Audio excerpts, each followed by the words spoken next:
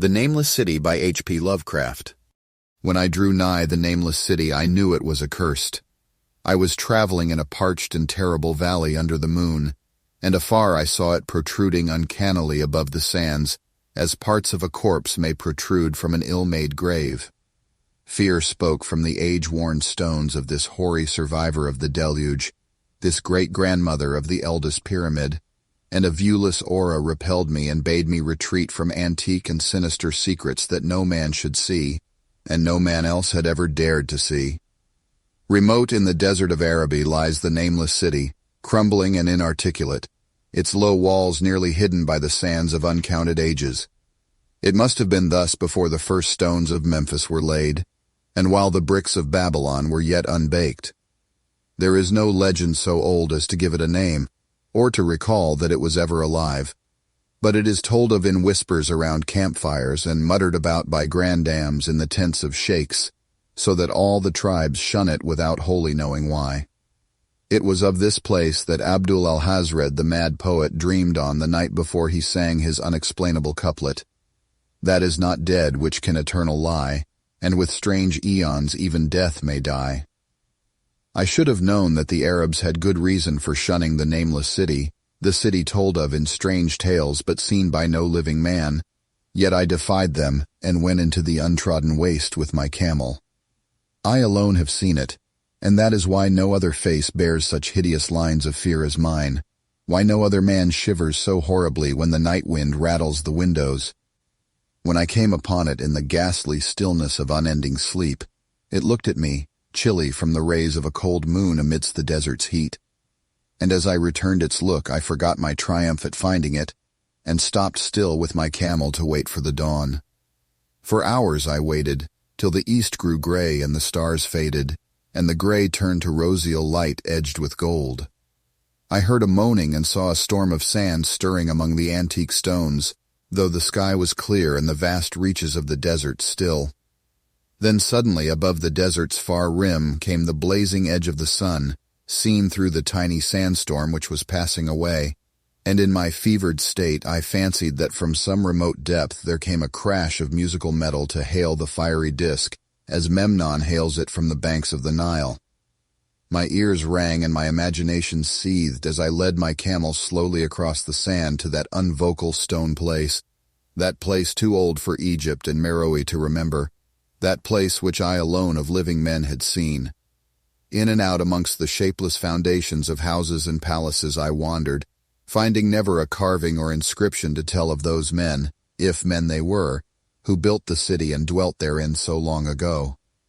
The antiquity of the spot was unwholesome, and I longed to encounter some sign or device to prove that the city was indeed fashioned by mankind. There were certain proportions and dimensions in the ruins which I did not like. I had with me many tools and dug much within the walls of the obliterated edifices, but progress was slow, and nothing significant was revealed. When night and the moon returned, I felt a chill wind which brought new fear, so that I did not dare to remain in the city. And as I went outside the antique walls to sleep, a small sighing sandstorm gathered behind me, blowing over the gray stones though the moon was bright and most of the desert still. I awaked just at dawn from a pageant of horrible dreams, my ears ringing as from some metallic peal. I saw the sun peering redly through the last gusts of a little sandstorm that hovered over the Nameless City and marked the quietness of the rest of the landscape. Once more I ventured within those brooding ruins that swelled beneath the sand like an ogre under a coverlet, and again dug vainly for relics of the forgotten race. At noon I rested, and in the afternoon I spent much time tracing the walls and the bygone streets and the outlines of the nearly vanished buildings. I saw that the city had been mighty indeed, and wondered at the sources of its greatness. To myself I pictured all the splendors of an age so distant that Chaldea could not recall it, and thought of Sarnath the Doomed, that stood in the land of Manar when mankind was young, and of Ib that was carven of grey stone before mankind existed. All at once I came upon a place where the bedrock rose stark through the sand and formed a low cliff, and here I saw with joy what seemed to promise further traces of the antediluvian people. Hewn rudely on the face of the cliff were the unmistakable facades of several small, squat rock houses or temples, whose interiors might preserve many secrets of ages too remote for calculation, though sandstorms had long since effaced any carvings which may have been outside. Very low and sand-choked were all of the dark apertures near me, but I cleared one with my spade and crawled through it, carrying a torch to reveal whatever mysteries it might hold. When I was inside, I saw that the cavern was indeed a temple, and beheld plain signs of the race that had lived and worshipped before the desert was a desert. Primitive altars, pillars, and niches, all curiously low, were not absent, and though I saw no sculptures nor frescoes, there were many singular stones clearly shaped into symbols by artificial means. The lowness of the chiseled chamber was very strange, for I could hardly more than kneel upright, but the area was so great that my torch showed only part at a time. I shuddered oddly in some of the far corners, for certain altars and stones suggested forgotten rites of terrible, revolting, and inexplicable nature, and made me wonder what manner of men could have made and frequented such a temple. When I had seen all that the place contained, I crawled out again, avid to find what the other temples might yield. Night had now approached, yet the tangible things I had seen made curiosity stronger than fear, so that I did not flee from the long moon-cast shadows that had daunted me when first I saw the Nameless City. In the twilight I cleared another aperture and with a new torch crawled into it, finding more vague stones and symbols, though nothing more definite than the other temple had contained. The room was just as low, but much less broad, ending in a very narrow passage crowded with obscure and cryptical shrines. About these shrines I was prying when the noise of a wind and of my camel outside broke through the stillness and drew me forth to see what could have frightened the beast. The moon was gleaming vividly over the primeval ruins, lighting a dense cloud of sand that seemed blown by a strong but decreasing wind from some point along the cliff ahead of me. I knew it was this chilly, sandy wind which had disturbed the camel, and was about to lead him to a place of better shelter, when I chanced to glance up and saw that there was no wind atop the cliff. This astonished me and made me fearful again, but I immediately recalled the sudden local winds I had seen and heard before at sunrise and sunset, and judged it was a normal thing. I decided that it came from some rock fissure leading to a cave, and watched the troubled sand to trace it to its source, soon perceiving that it came from the black orifice of a temple a long distance south of me, almost out of sight. Against the choking sand cloud I plodded toward this temple, which as I neared it loomed larger than the rest, and showed a doorway far less clogged with caked sand. I would have entered had not the terrific force of the icy wind almost quenched my torch. It poured madly out of the dark door, sighing uncannily as it ruffled the sand and spread about the weird ruins. Soon it grew fainter, and the sand grew more and more still, till finally all was at rest again. But a presence seemed stalking among the spectral stones of the city, and when I glanced at the moon it seemed to quiver as though mirrored in unquiet waters. I was more afraid than I could explain, but not enough to dull my thirst for wonder. So as soon as the wind was quite gone, I crossed into the dark chamber from which it had come. This temple, as I had fancied from the outside, was larger than either of those I had visited before, and was presumably a natural cavern, since it bore winds from some region beyond. Here I could stand quite upright, but saw that the stones and altars were as low as those in the other temples. On the walls and roof I beheld for the first time some traces of the pictorial art of the ancient race, curious curling streaks of paint that had almost faded or crumbled away, and on two of the altars I saw with rising excitement a maze of well-fashioned curvilinear carvings. As I held my torch aloft, it seemed to me that the shape of the roof was too regular to be natural, and I wondered what the prehistoric cutters of stone had first worked upon. Their engineering skill must have been vast. Then a brighter flare of the fantastic flame showed me that for which I had been seeking, the opening to those remoter abysses whence the sudden wind had blown, and I grew faint when I saw that it was a small and plainly artificial door chiseled in the solid rock. I thrust my torch within, beholding a black tunnel with the roof arching low over a rough flight of very small, numerous, and steeply descending steps. I shall always see those steps in my dreams, for I came to learn what they meant. At the time, I hardly knew whether to call them steps or mere footholds in a precipitous descent. My mind was whirling with mad thoughts, and the words and warnings of Arab prophets seemed to float across the desert from the lands that men know to the nameless city that men dare not know. Yet I hesitated only a moment before advancing through the portal and commencing to climb cautiously down the steep passage, feet first, as though on a ladder. It is only in the terrible phantasms of drugs or delirium that any other man can have had such a descent as mine. The narrow passage led infinitely down like some hideous haunted well, and the torch I held above my head could not light the unknown depths toward which I was crawling. I lost track of the hours and forgot to consult my watch, though I was frightened when I thought of the distance I must be traversing. There were changes of direction and of steepness, and once I came to a long, low, level passage where I had to wriggle feet first along the rocky floor, holding my torch at arm's length beyond my head. The place was not high enough for kneeling. After that were more of the steep steps, and I was still scrambling down interminably when my failing torch died out. I do not think I noticed it at the time, for when I did notice it I was still holding it high above me as if it were ablaze. I was quite unbalanced with that instinct for the strange and the unknown, which has made me a wanderer upon earth and a haunter of far, ancient, and forbidden places. In the darkness there flashed before my mind fragments of my cherished treasury of demoniac lore, sentences from Alhazred the mad Arab, paragraphs from the apocryphal nightmares of Damascus, and infamous lines from the delirious Image du Monde of Gauthier de Metz. I repeated queer extracts and muttered of Afrasiab and the demons that floated with him down the Oxus, later chanting over and over again a phrase from one of Lord Dunsany's tales, the unreverberate blackness of the abyss.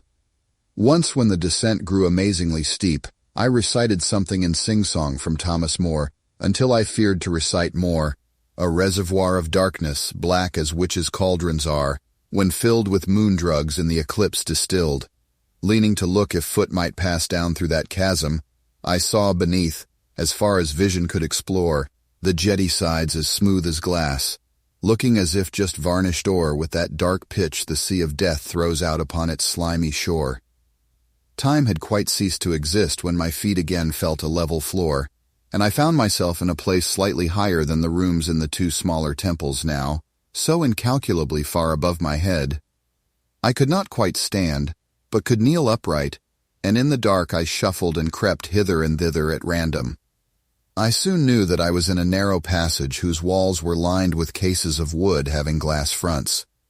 As in that Paleozoic and abysmal place I felt of such things as polished wood and glass, I shuddered at the possible implications. The cases were apparently ranged along each side of the passage at regular intervals, and were oblong and horizontal, hideously like coffins in shape and size.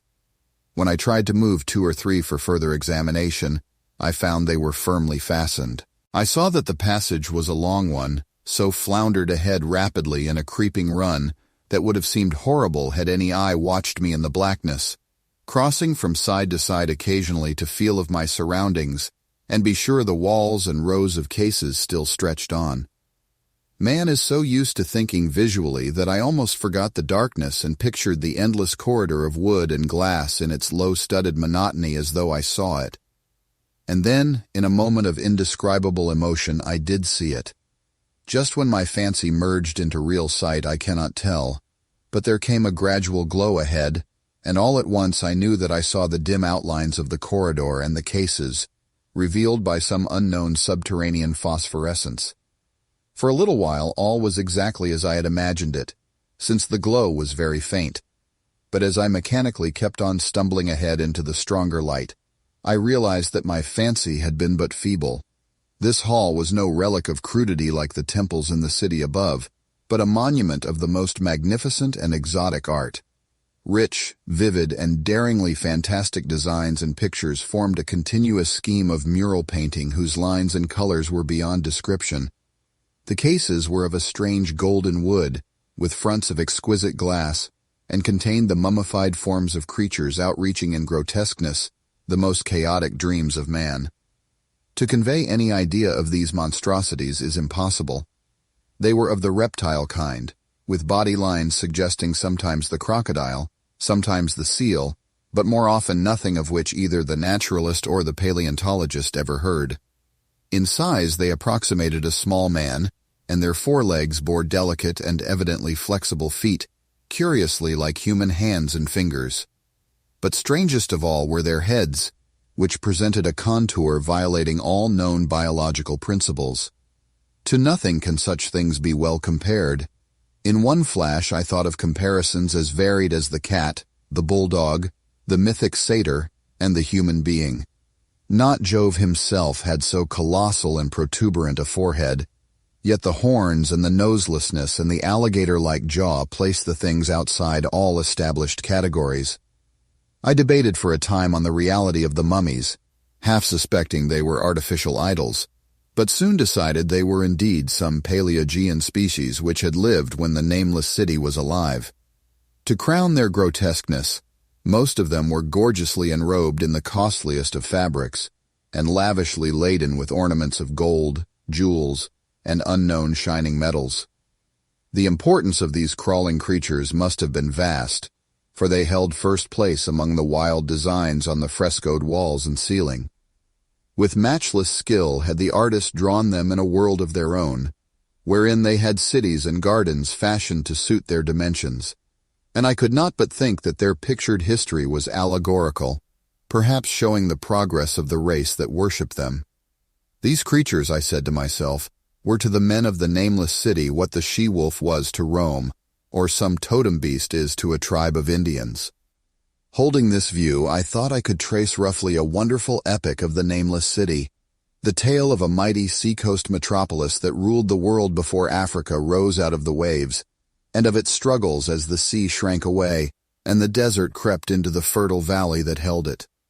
I saw its wars and triumphs, its troubles and defeats, and afterward its terrible fight against the desert when thousands of its people, here represented in allegory by the grotesque reptiles, were driven to chisel their way down through the rocks in some marvelous manner to another world, whereof their prophets had told them.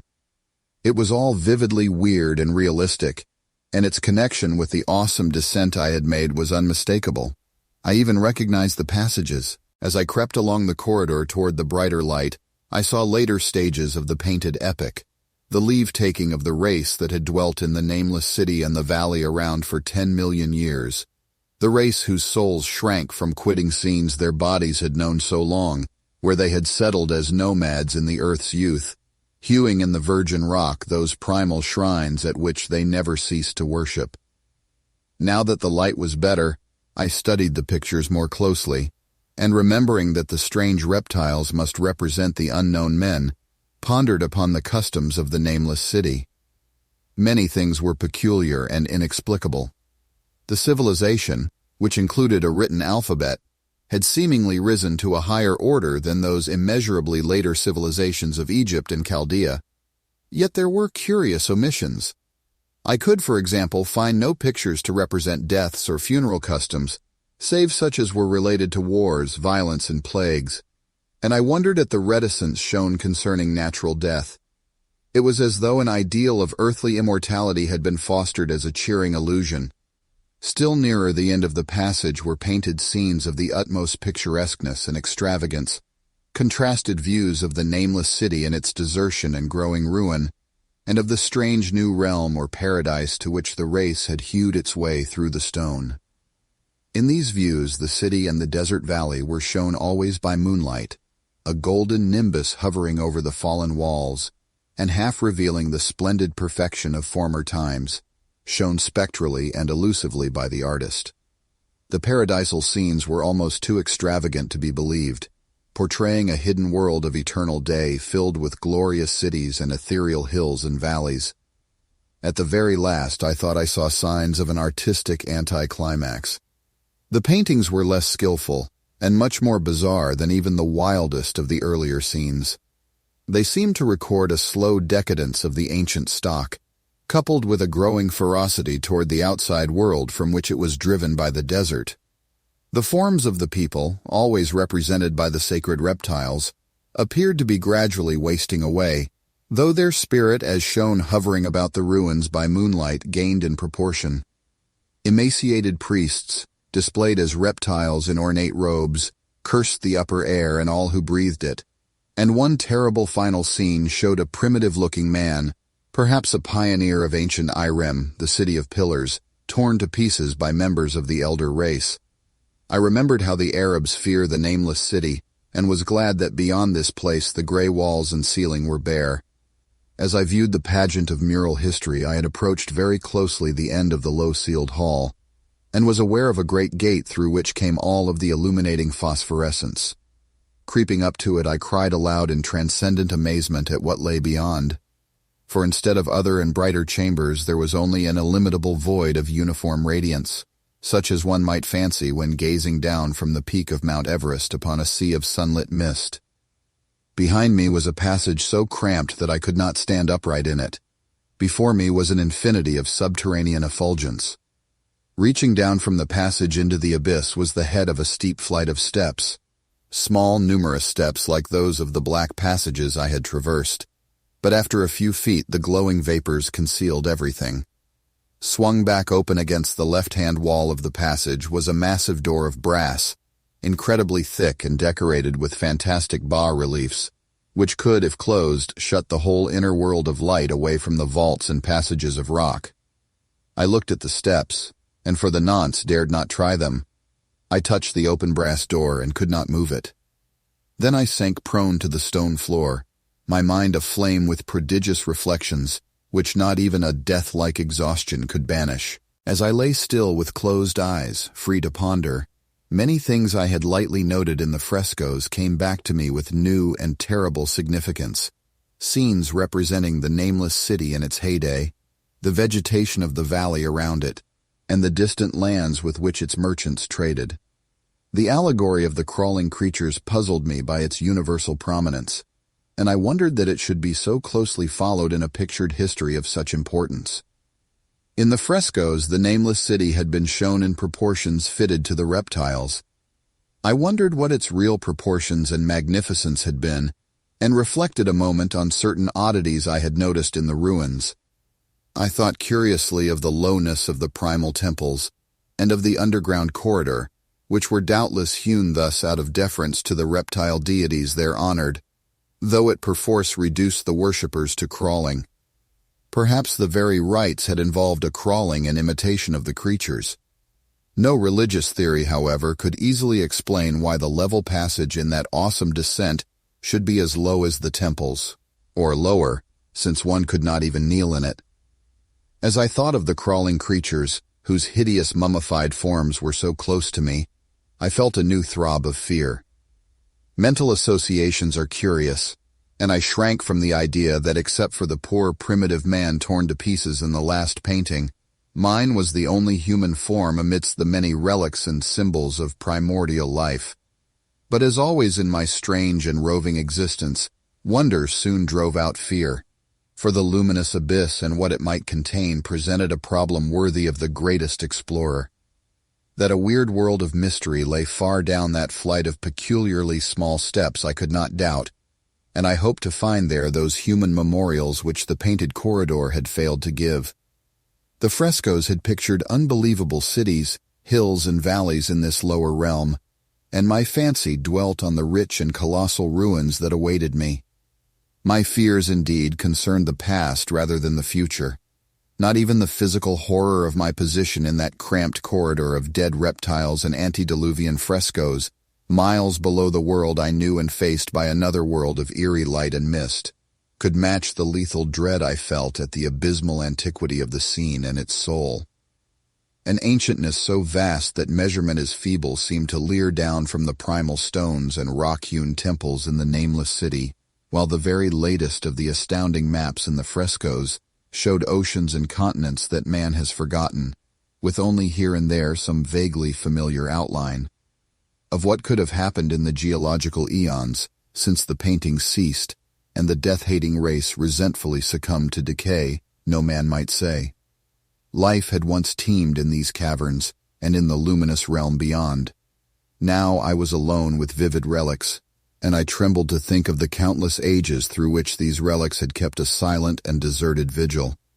Suddenly there came another burst of that acute fear which had intermittently seized me ever since I first saw the terrible valley and the nameless city under a cold moon, and despite my exhaustion I found myself starting frantically to a sitting posture and gazing back along the black corridor toward the tunnels that rose to the outer world. My sensations were much like those which had made me shun the nameless city at night, and were as inexplicable as they were poignant. In another moment, however, I received a still greater shock in the form of a definite sound, the first which had broken the utter silence of these tomb-like depths. It was a deep, low moaning, as of a distant throng of condemned spirits, and came from the direction in which I was staring. Its volume rapidly grew, till soon it reverberated frightfully through the low passage, and at the same time I became conscious of an increasing draught of cold air, likewise flowing from the tunnels in the city above. The touch of this air seemed to restore my balance, for I instantly recalled the sudden gusts which had risen around the mouth of the abyss each sunset and sunrise, one of which had indeed served to reveal the hidden tunnels to me. I looked at my watch and saw that sunrise was near, so braced myself to resist the gale which was sweeping down to its cavern home as it had swept forth at evening. My fear again waned low, since a natural phenomenon tends to dispel broodings over the unknown. More and more madly poured the shrieking, moaning night wind into that gulf of the inner earth. I dropped prone again, and clutched vainly at the floor for fear of being swept bodily through the open gate into the phosphorescent abyss. Such fury I had not expected, and as I grew aware of an actual slipping of my form toward the abyss, I was beset by 1,000 new terrors of apprehension and imagination. The malignancy of the blast awakened incredible fancies. Once more I compared myself shudderingly to the only other human image in that frightful corridor, the man who was torn to pieces by the nameless race, for in the fiendish clawing of the swirling currents there seemed to abide a vindictive rage all the stronger because it was largely impotent. I think I screamed frantically near the last. I was almost mad, but if I did so my cries were lost in the hell-born babble of the howling wind-wraiths. I tried to crawl against the murderous invisible torrent, but I could not even hold my own as I was pushed slowly and inexorably toward the unknown world. Finally reason must have wholly snapped, for I fell to babbling over and over that unexplainable couplet of the mad Arab Alhazred, who dreamed of the nameless city. That is not dead which can eternal lie, and with strange eons even death may die. Only the grim, brooding desert gods know what really took place, what indescribable struggles and scrambles in the dark I endured, or what Abaddon guided me back to life, where I must always remember and shiver in the night wind till oblivion, or worse, claims me. Monstrous, unnatural, colossal was the thing, too far beyond all the ideas of man to be believed, except in the silent, damnable small hours when one cannot sleep. I have said that the fury of the rushing blast was infernal, cacodemoniacal, and that its voices were hideous with the pent-up viciousness of desolate eternities. Presently those voices, while still chaotic before me, seemed to my beating brain to take articulate form behind me, and down there in the grave of unnumbered eon-dead antiquities, leagues below the dawn-lit world of men, I heard the ghastly cursing and snarling of strange-tongued fiends. Turning, I saw outlined against the luminous ether of the abyss what could not be seen against the dusk of the corridor, a nightmare horde of rushing devils, hate-distorted, grotesquely panoplied, half-transparent, devils of a race no man might mistake, the crawling reptiles of the nameless city. And as the wind died away, I was plunged into the ghoul-peopled blackness of Earth's bowels. For behind the last of the creatures, the great brazen door clanged shut with a deafening peal of metallic music, whose reverberations swelled out to the distant world to hail the rising sun as Memnon hails it from the banks of the Nile.